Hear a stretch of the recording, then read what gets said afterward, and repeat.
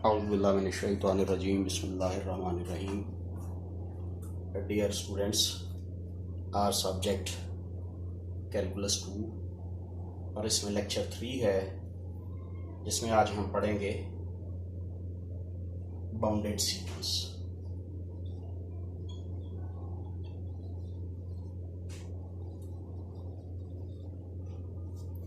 लेकिन bounded sequence देखने से पहले हम ये देखना चाहेंगे कि बाउंडेड सेट क्या होता है। Bounded set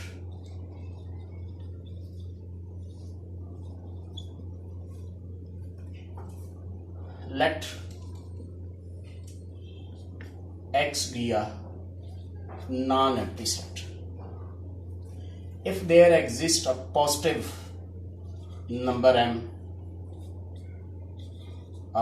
from set of real number such that अगर हमें कोई नंबर पॉजिटिव m मिल जाए इस तरह का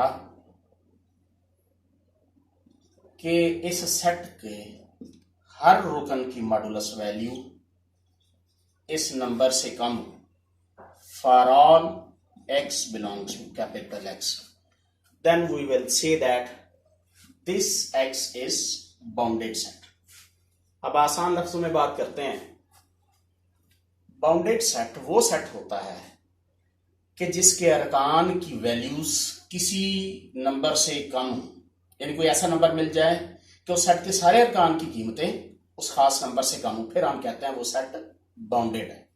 ठीक है, अब यही चीज हम अप्लाई करके देखते हैं कि बाउंडेड सीक्वेंस क्या होता है।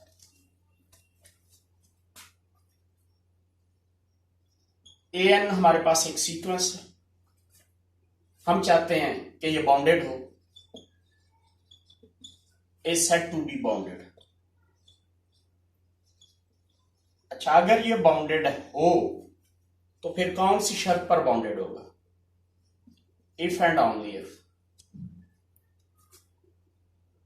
There exist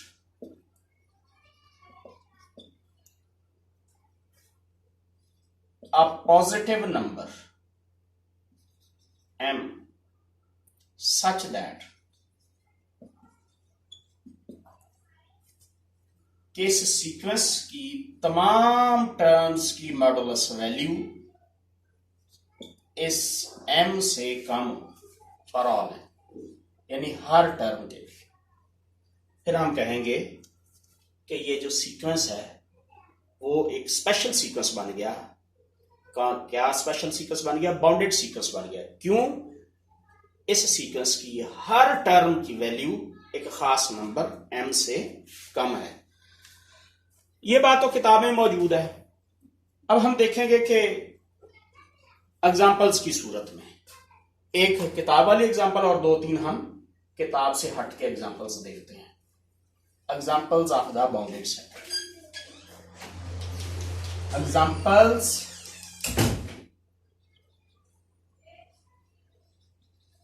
of bounded set.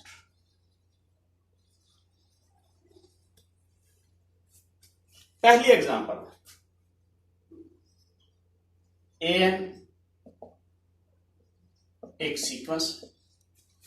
हम ये देखना चाह रहे हैं कि ये सीक्वेंस बाउंडेड है या नहीं है। तो कैसे देखेंगे? हम इसकी मॉडुलस वैल्यूज देखेंगे, किसी नंबर से कम है, यस, ये तमाम वैल्यूज 1 से कम है। चेक कर लें, 1 लगाएं 1, 2 लगाएं 1/2, 3 लगाएं 1/3, 4 लगाएं 1/4। तो इस तरह इस सीक्वेंस की जितनी भी टर्म्स बनती हैं वो सारी टर्म्स 1 से छोटी। 1/1 1 के इक्वल है, 1/2 1 से लेस है, 1/3 1 से लेस है, 1/4 1 से लेस है, हर टर्म 1 से लेस है। तो साबित हो गया कि ये जो हमारे पास सीक्वेंस है ये बाउंडेड है। एक और वैल्यू, एक और सीक्वेंस देखते हैं। अनदर सीक्वेंस, ये हमारे पास सीक्वेंस है जी bn। ये वो एग्जांपल्स हैं जिनसे आप इसके कॉन्सेप्ट को बड़ी आसानी से समझ सकते हैं।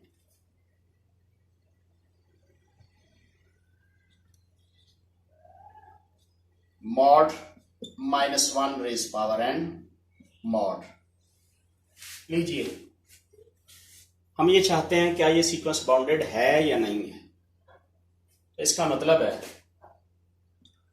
ये सीक्वेंस, इसकी सारी टर्म्स किसी नंबर से छोटी होनी चाहिए, कम होनी चाहिए। ठीक है, चलें जी, बारी टर्म बाय टर्म पुट करते हैं। पहले 1 पुट करें, 1 पुट करें, आंसर -1, -1 का मॉड फिर 1, फिर अब इसमें हम 2 लगाएं, -1 का स्क्वायर फिर पॉजिटिव, आंसर फिर 1, 3 लगाएं, 3 पर -1, मॉड उसे फिर 1 बना देगा। इसका मतलब है आप इसमें पावर में n में 1 लगाएं, n में 2 लगाएं, n में 3 लगाएं, n में 4 लगाएं, सो ऑन लगाते चले जाएं। हर n की वैल्यू के लिए आपके पास एक ही आंसर 1 आता चला जाएगा। For all n belongs to n, यानी नेचुरल नंबर की कोई सी भी वैल्यू लगाने पर हमारे पास आंसर 1 आएगा। तो अब इससे यह साबित हुआ कि इस सीक्वेंस की सारी टर्म्स चूंकि 1 है, तो इसका मतलब है कि ये कोई भी टर्म ऐसी नहीं है जो 1 से ज्यादा, 1 से कम है या 1 के बराबर है। तो साबित ये हुआ Bn इज बाउंडेड। एक और सीक्वेंस लेते हैं जी हम, Cn, इसकी nth टर्म -1 प्लस -1 की पावर n। ये हमारे पास एक सीक्वेंस है। हम ये जानना चाहते हैं क्या ये सीक्वेंस बाउंडेड है या नहीं है। तो जब आप इसमें n की वैल्यूज लगाकर देखेंगे तो आपको अंदाजा होगा कि इसकी रेंज यानी आंसर्स बस 2 ही अरकान आएंगे, या 0 आएगा या फिर 2 आएगा। 0 कैसे आएगा? अगर ऑड नंबर पुट होता है, 1 है, 3 है, 5 है, 7 है, तो ये -1 इससे कट के 0 हो जाएगा। लेकिन अगर इवन नंबर पुट होता है, इवन नंबर पुट होने पर ये पॉजिटिव हो जाएगा, इससे मिलकर 2 हो जाएगा। तो इसका मतलब है इस सीक्वेंस की सारी वैल्यूज किससे कम है? 2 से। तो साबित ये हुआ कि ये जो सीक्वेंस है ये भी बाउंडेड, हमारा रिजल्ट आया कि ये भी बाउंडेड सीक्वेंस है। अब एक बड़ा इंपॉर्टेंट थ्योरम बाउंडेड सीक्वेंस के बाद,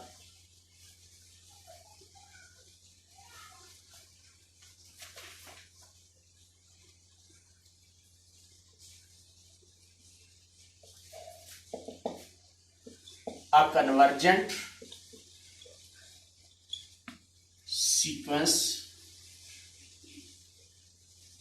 is bounded but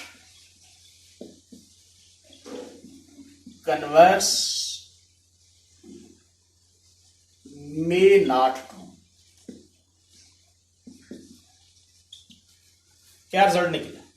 2 हिस्से हो गए कि हर कन्वर्जेंट सीक्वेंस बाउंडेड होता है, बट कन्वर्स में नॉट ट्रू से ये मुराद है कि हर बाउंडेड सीक्वेंस का कन्वर्जेंट होना दुरुस्त नहीं, जरूरी नहीं। कन्वर्जेंट लाजमी बाउंडेड होगा, लेकिन जो बाउंडेड है वो कन्वर्जेंट हो भी सकता है, नहीं भी हो सकता। यही चीज हम एक काउंटर एग्जांपल से चेक करते हैं।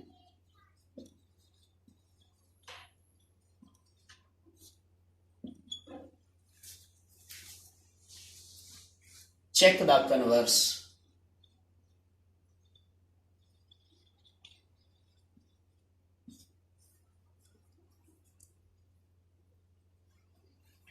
सीक्वेंस है जी an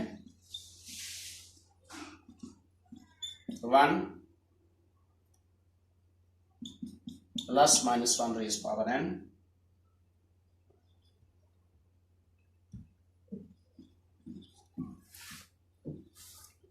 अभी हमने ये पढ़ा कि ये बाउंडेड है। चेक करते हैं क्या ये कन्वर्जेंट भी है या नहीं है। इसकी मॉडुलस वैल्यूज लीजिए। हर टर्म इसमें आने वाली टर्म्स या तो 2 से छोटी होंगी या फिर 2 के बराबर होगी for all n. So result क्या निकला, ए एन सीक्वेंस बाउंडेड है। ए एन सीक्वेंस हमारे पास एक बाउंडेड सीक्वेंस है।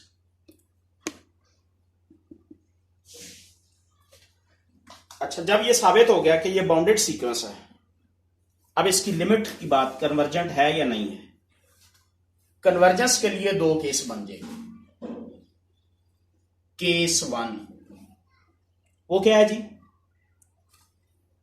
इफ n इज ऑड, अगर n ऑड नंबर है तो लिमिट लें n approaches to infinity, a n odd number है, ये माइनस आएगा, माइनस ये -1 इस 1 से मिलकर 0। और केस 2 क्या है जी, case 2 if n is even. अच्छा, फिर क्या होगा, limit n approaches infinity, a n answer 2 आएगा। इवन पावर माइनस को खत्म कर देगी, ये 2 बन जाएगा। ठीक है, तो लिमिट एग्जिस्ट कर रही है, but limit is not unique. Convergent sequence वही होता है जिसमें लिमिट हमारे पास यूनिक हो। So given sequence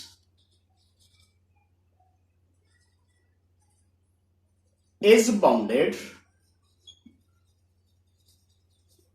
but not convergent।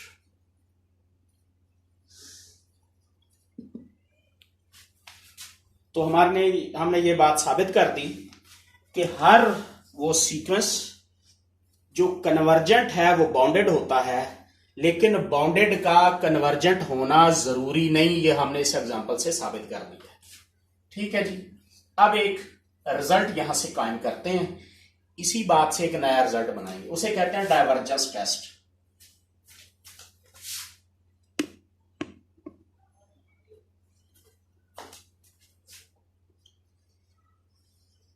Divergence test,